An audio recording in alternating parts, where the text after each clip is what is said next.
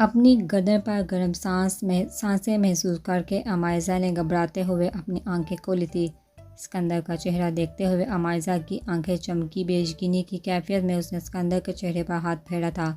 اسکندر کی بند آنکھیں دیکھتے عمائزہ نے اس کے ماتھے پر بکھرے بالوں کو سمیٹتے وہاں محبت سے اپنے لب رکھے تھے۔ اسکندر کی آنکھ عمائزہ کے اٹھنے پر ہی کھل گئی تھی۔ وہ عمائزہ کا ری ایکشن دیکھنے کے لیے آنکھیں موندے سوتا بنا رہا تھا۔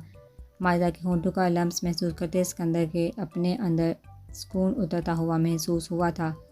عمائزہ کے آنسو اپنے سینے پر محسوس کرتے اسکندر نے اپنی آنکھیں کھول کر اسے دیکھا جو اس کے سینے میں منہ دیے بنا آواز کیے رو رہی تھی۔ اسکندر نے عمائزہ کا چہرہ اٹھایا تھا۔ اس کی سرخ آنکھیں دیکھتے اسکندر نے لب بھینچے تھے۔ عمائزہ اسکندر کی نظریں محسوس کرتی اونچی آواز میں رونے لگی تھی۔ شکر کرو عمائزہ، مجھے تم سے محبت ہے، ورنہ مجھے دھوکہ دینے کی سزا تم برداشت نہیں کر پاتی۔ اس کے گال پر گرتے آنسو کو اپنے انگوٹھے سے صاف کرتا اسکندر سرد مہری سے بولا۔ عمائزہ نے آنکھوں سے بڑی اپنی آنکھوں سے اسکندر کو دیکھا تھا جو اب بیڈ سے اٹھ رہا تھا۔ مجھے نہیں پتا تھا یہ ہو جائے گا شاہ جی۔ وہ اٹھتے ہوئے تیزی سے اسکندر کی کمر سے لپٹی تھی۔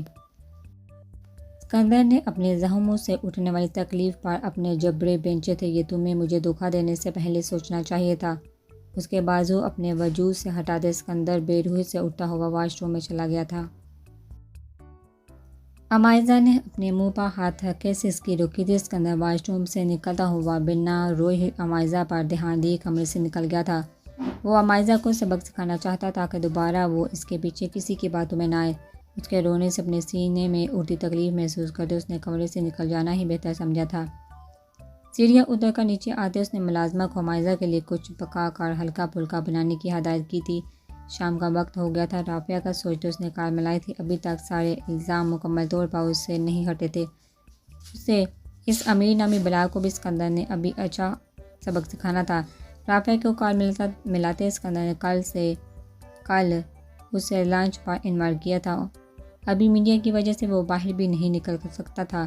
رافعہ نے اسے بتایا تھا مرزا طیب اور جج تقی کہیں غائب ہو گئے ہیں۔ اسکندر اس کی بات پر صرف طنزیہ مسکرایا تھا۔ اسے معلوم تھا وہ ضرور کسی جگہ مل کر چھپے بیٹھے ہوں گے۔ بھائی مجھے آپ سے بات کرنی ہے۔ اسکندر کو دیکھتی مہرال اس کے پاس آئی تھی۔ وہ ٹی وی لاؤنج میں موجود تھے۔ اسکندر نے اسے صوفے پر بیٹھنے کا اشارہ کیا تھا۔ خود وہ اس کے سامنے بیٹھ گیا تھا۔ میں جانتی ہوں یہ اس بات کے لیے صحیح موقع نہیں ہے۔ آپ نے کہا تھا کہ میرا ڈیورس فائل کریں گے۔ مہرال جھکی نگاہوں سے دھیمی آواز میں بولی۔ گھر میں داخل ہوتے مہرال کے قدم اس کی بات پر ٹھٹکا رکے تھے۔ غصے کی شدید لہر اسے اپنے اندر اترتے ہوئے محسوس ہوئی تھی۔ بس بچے 2 دن انتظار کرو پھر میں یہی کام کروں گا، اسکندر نے نرم لہجے میں جواب دیا۔ میں اس بات پر کبھی راضی نہیں ہوا تھا بھائی۔ میر دان کچکچاتا ہوا وہ مشکل خود کو قابو کیے ہوئے تھا، ورنہ اس کا دل کر رہا تھا سارا گھر وہ تہس نہس کر دے۔ اس کی غلطی اپنی جگہ، مگر اب وہ مہرال کو طلاق نہیں دینا چاہتا تھا۔ مہرال نے جھٹکے سے اپنی گردن موڑے غصے سے میر کو دیکھا تھا۔ میں نے یہ بات پہلے ہی تمہیں بتا دی تھی میر، اور اس میں تمہاری کوئی مرضی نہیں ہے۔ اسکندر کے چہرے کو بغور دیکھتا ہوا بولا۔ میں اس بات پر کبھی راضی نہیں ہوا تھا۔ میر کی آواز بلند ہوئی تھی۔ بی جان اور اذلان ان کی آوازیں سنتے اپنے کمروں سے باہر نکلے تھے۔ اس میں آپ کی مرضی پوچھی بھی نہیں گئی۔ مجھے نہیں رہنا آپ جیسے شخص کے ساتھ جو آدھی رات اپنی بیوی کو اکیلا سڑک پر چھوڑ دیتا ہے، جو مجھ پر ہاتھ اٹھاتا ہے۔ مجھے نفرت ہے آپ سے۔ مہرال غصے سے میر کو دیکھتی چیخی تھی۔ میر کو غصے میں آگے بڑھتا دیکھ کر اسکندر کھڑا ہوا تھا اور اذلان تیزی سے اس کی طرف بڑھا تھا۔ بار بار مہرال کے منہ سے نفرت کا اظہار اس کا خون کھلا رہا تھا۔ ٹیبل پر پڑے کانچ کے شو پیس کو اٹھائے اس نے زور سے وہاں لگی بڑی LED پہ دے مارا تھا۔ شور کی آواز سے مہرال بے ساختہ چیخی تھی۔ میر سے خوف محسوس کرتے وہ بی جان کی طرف بڑھ گئی تھی۔ میر کنٹرول یور سیلف۔ اسکندر کی غصے سے بڑی آواز سنتے میر تھوڑا ٹھنڈا پڑا تھا۔ میں بتا رہا ہوں بھائی، نکاح آپ نے زبردستی کروایا تھا، لیکن اسے طلاق میں کسی صورت میں نہیں دوں گا۔ مہرال اس کے غصے سے ڈرتی بی جان کے ساتھ لگی کھڑی سے پاگل شخص کو دیکھ رہی تھی جو پہلے کبھی اس کے وجود تک سے الجھن کرتا تھا، اب ایسا ظاہر کر رہا تھا جیسے اس نے نہ جانے کتنی شدید محبت کرتا ہو۔ تم حد سے بڑھ رہی ہو میر، بی جان کو مہرال کو کمرے میں لے جانے کا اشارہ کرتا اطمینان سے بولا۔ اس کی ہر حرکت اسکندر کو اس کی مہرال کے لیے پسندیدگی کا اظہار کر رہی تھی۔ میر نے سرخ چہرے کے ساتھ اپنے بالوں میں ہاتھ پھیرا تھا۔ میں مہرال کو ڈیورس نہیں دوں گا بھائی۔ وہ اپنی بات کہتا تیزی سے اپنے کمرے کی طرف بڑھ گیا تھا۔ اذلان میری بات سنو، اسکندر نے میر کو جاتے دیکھا اذلان کو بلایا تھا۔ جی بھائی، مجھے ایک کام کروانا ہے تم سے۔ اسکندر کی بات سنتے اذلان اس کے قریب آیا تھا۔ کیا یہ کام کر دو گے؟ اسے ساری بات بتاتے اسکندر نے پوچھا تھا۔ میں کوشش کروں گا بھائی، اذلان نے پرشوق انداز میں جواب دیا تھا۔ اسکندر اس کے جواب پر مطمئن ہوتا اپنے کمرے کی طرف لوٹ گیا تھا۔ اسکندر نے ملازمہ سے کھانا منگوا کر عمائزہ کو خاموشی سے کھانا کھلا کر میڈیسن دے دی تھی۔ اس کے بعد سے اسکندر مسلسل اسے اگنور کر رہا تھا۔ 3 دن ہو گئے تھے، عمائزہ مسلسل اسے منانے کی کوشش کر رہی تھی لیکن اسکندر اسے کوئی جواب نہیں دے رہا تھا۔ اب اسکندر ایک ضروری کام کر کے لوٹا تھا جب عمائزہ اس کے پاس آئی تھی۔ شاہ جی، آپ مجھے کب تک اگنور کریں گے؟ عمائزہ رونے والی شکل لے کر بولی۔ اب اسکندر کا اگنور کرنا اسے برداشت نہیں ہو رہا تھا۔ اسکندر بنا اس کی بار بار دھیان دیے بیڈ پر لیٹ اپنی آنکھوں پر بازو رکھ گیا تھا۔ عمائزہ نے اپنے ہاتھ میں پکڑے ہوئے گلاب باہر نکالا تھا۔ عمائزہ نے اسے پھول دے کر اسکندر کو منانے کا آئیڈیا دیا تھا۔ شاہ جی، عمائزہ نے اسکندر کا بازو ہٹایا۔ اس کے کوئی جواب نہ دینے پر اس نے پھول اسکندر کی ناک کے قریب کیا تھا۔ یہ کیا کر چھو؟ اسکندر گلاب کی خوشبو محسوس کرتا اٹھا تھا جب اپنی ناک میں کھجلی محسوس کرتے اسے چھینک آئی تھی۔ اچھو، یہ کس نے دیا ہے تمہیں؟ اسکندر چھینکتا ہوا جھنجھلا کر بولا۔ اذلان نے عمائزہ کی بتانے پر اسکندر نے اپنے دانت پیسے تھے۔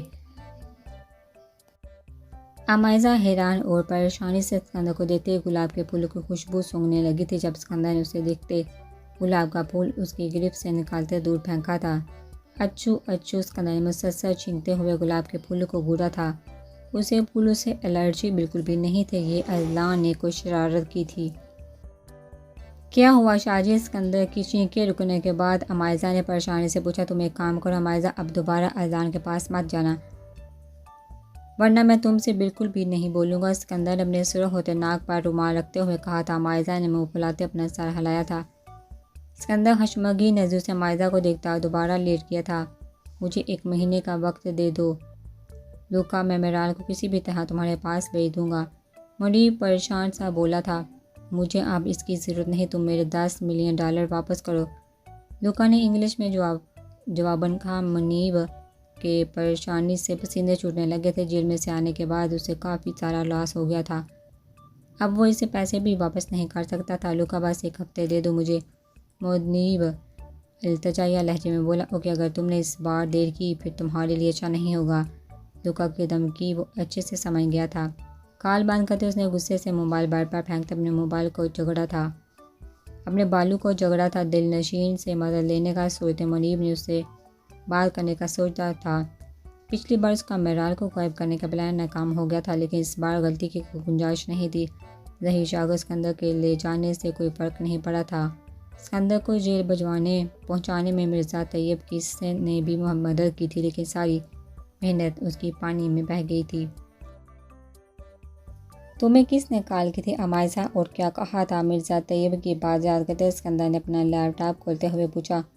انہوں نے کہا تھا وہ آپ کو مار دیں گے اگر میں نے انہیں مطلوبہ فائل نہ دی، اور مجھے نہیں پتا وہ کون تھا، عمائزہ نے لب کاٹتے جواب دیا۔ تم نے کون سی فائل دی تھی عمائزہ؟ اسکندر نے لب بینچ کا پوچھا۔ آپ کے لیپ ٹاپ میں موجود کسی کیس کی فائل تھی، عمائزہ نے ڈرتے ڈرتے بتایا۔ اسکندر نے غصے سے اپنا ماتھا مسلتے افسوس سے عمائزہ کو دیکھا جس کی وجہ سے مرزا طیب کے بیٹے کے خلاف سارے ثبوت ان کو مل گئے تھے۔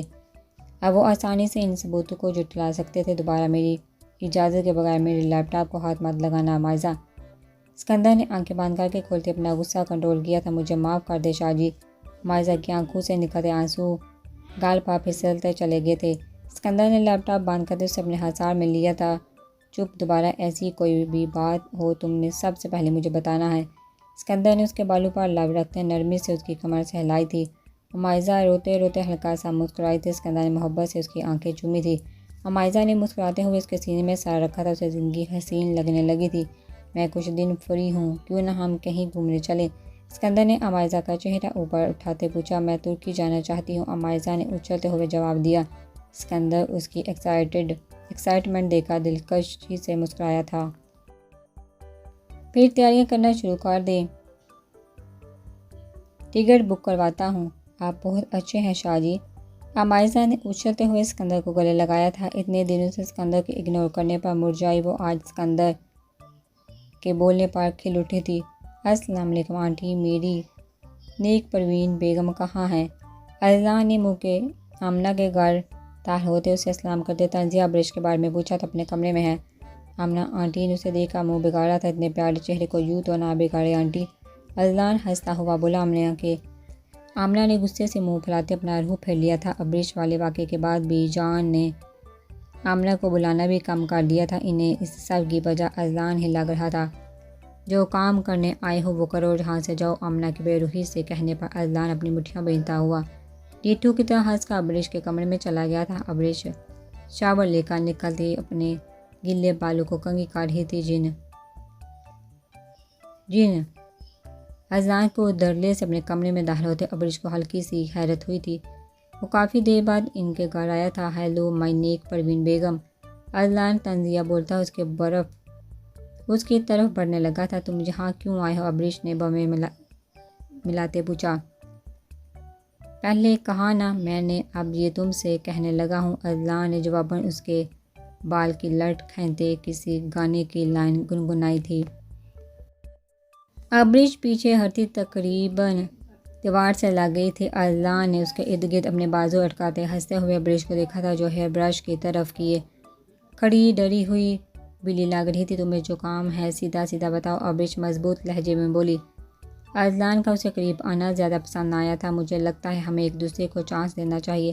اب ہمارا نکاح ہو گیا ہے، اس لیے ہمیں ایسے بچوں کی طرح لڑنا نہیں چاہیے۔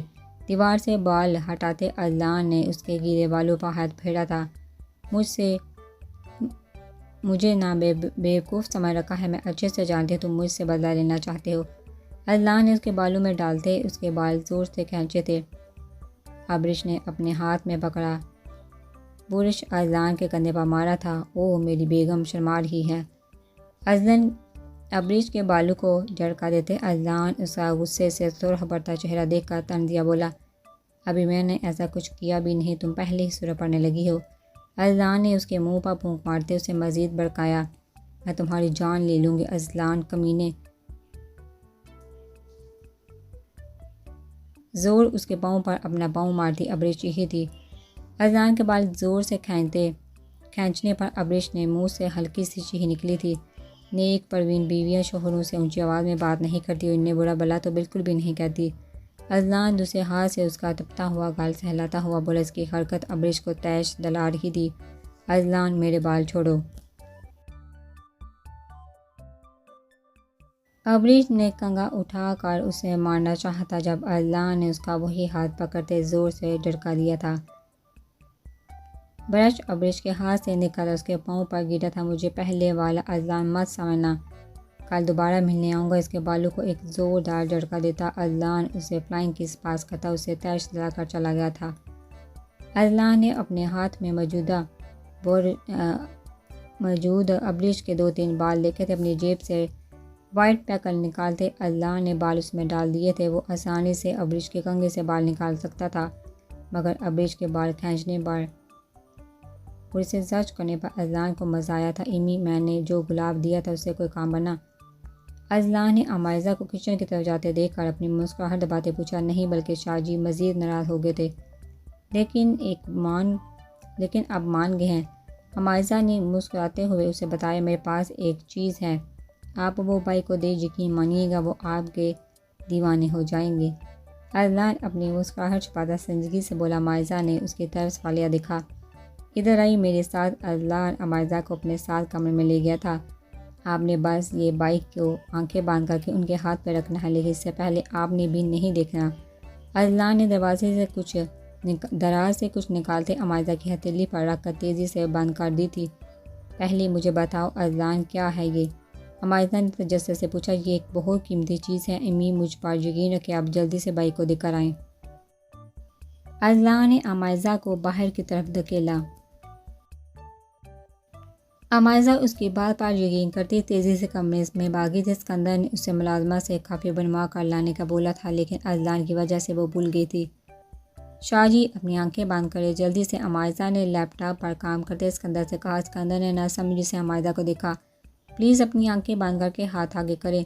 عمائزہ کے اتنے پیار سے بولنے پر اسکندر نے آنکھیں بند کر کے اپنا دائیں ہاتھ اس کی طرف بڑھایا تھا۔ اپنی بند مٹھی میں موجود چیز عمائزہ نے اسکندر کے ہاتھ میں رکھی تھی۔ اسکندر نے اپنے ہاتھ میں کچھ محسوس کرتے آنکھیں کھولی تھی۔ عمائزہ ڈرتے ہوئے چیخی تھی، او میرے خدایا! اسکندر اپنے ہاتھ میں موجود کاکروچ زمین پر پھینکا تھا۔